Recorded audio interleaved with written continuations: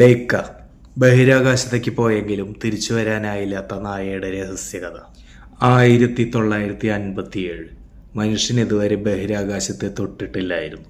പക്ഷേ ഭൂമിയുടെ ആകാശപരിധി ആദ്യം കടന്നത് മനുഷ്യനല്ല, വഴിതെറ്റിയ ഒരു നായ, ലൈക്ക.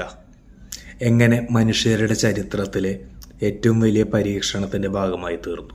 അവൾക്ക് യഥാർത്ഥത്തിൽ സംഭവിച്ചത് എന്താണ്? 1957 നവംബർ 3 ഒരു ബഹിരാകാശ പേടകത്തിൽ കയറി ഭൂമിയെ ചുറ്റി സഞ്ചരിച്ച ആദ്യ ജീവിയായിട്ട് ലൈക്ക മാറി. വഴിയരികിൽ നിന്നും പിടിച്ചെടുത്ത ഈ ചെറിയ നായയുടെ ഭാരം 5 അല്ലെങ്കിൽ 6 കിലോ മാത്രം.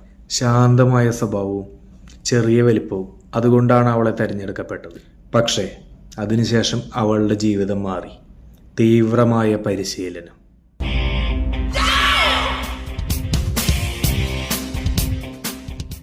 ചെറിയ കൂടുകളിലാക്കിയിട്ട് തടവിൽ പാർപ്പിക്കല്, സെൻട്രിഫ്യൂജ് സ്പിൻ പരീക്ഷണങ്ങൾ, പ്രത്യേക പോഷകജൽ ഭക്ഷണം.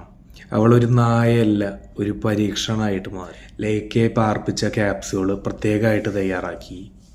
ഓക്സിജൻ സംവിധാനം, താപനിയന്ത്രണം, ഹൃദയമിടിപ്പ്, ശ്വസനം, രക്തസമ്മർദ്ദം വരെ നിരീക്ഷിക്കുന്ന ഇലക്ട്രോഡുകൾ. വിക്ഷേപണ നിമിഷം അവളുടെ ഹൃദയമിടിപ്പ് 103 നിന്ന് 240 BPM വരെ ഉയർന്നു. ശ്വാസം 3 ഇരട്ടി വേഗത്തിലായി. അവൾ ഭയന്നിരുന്നു, പക്ഷെ അവൾക്ക് തിരിച്ചു വരാൻ വഴിയില്ലായിരുന്നു. 5 മുതൽ 7 മണിക്കൂറിൻ്റെ ഉള്ളിൽ ടെലിമെട്രി സിഗ്നൽ നിലച്ചു. ആദ്യത്തിൽ ലോകം കരുതിയത് ഓക്സിജൻ തീർന്നതാണ് മരണകാരണം എന്നാണ്. പക്ഷെ പിന്നീട് വെളിപ്പെട്ടത് മറ്റൊന്നായിരുന്നു. താപനിയന്ത്രണ സംവിധാനം പരാജയപ്പെട്ടു. ക്യാപ്സ്യൂളിനുള്ളിലെ ചൂട് കുത്തനെ ഉയർന്നു. അമിത ചൂടും സമ്മർദ്ദവും അതായിരുന്നു ലൈക്കയുടെ മരണത്തിന് പിന്നിലെ യഥാർത്ഥ കാരണം. ലൈക്കയുടെ ദൗത്യം ഒരു വലിയ സത്യം തെളിയിച്ചു. ഒരു ജീവജാലത്തിന് വിക്ഷേപണവും ഭാരമില്ലായ്മയും അതിജീവിക്കാം. അത് മനുഷ്യന്റെ ബഹിരാകാശ യാത്രയ്ക്ക് വഴി തുറന്നു. പക്ഷെ അതോടൊപ്പം തന്നെ മൃഗാവകാശങ്ങളെക്കുറിച്ചുള്ള വലിയ ചർച്ചയ്ക്കും ഇത് കാരണമായി. ശാസ്ത്രത്തിനായി ജീവൻ നൽകിയ ഒരു നായ. ലൈക്ക മനുഷ്യന്റെ നേട്ടങ്ങളുടെ പ്രതീകമാണോ അതോ പരീക്ഷണങ്ങളുടെ ഇരയാണോ? ഇന്നും ലൈക്കയുടെ കഥ ബഹിരാകാശ ചരിത്രത്തിലെ ഏറ്റവും ദുഃഖകരവും രഹസ്യവുമായ ഒരു അധ്യായമായിട്ട് തുടരുന്നു.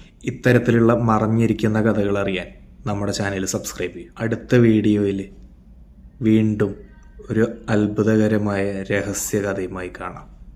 ബൈ.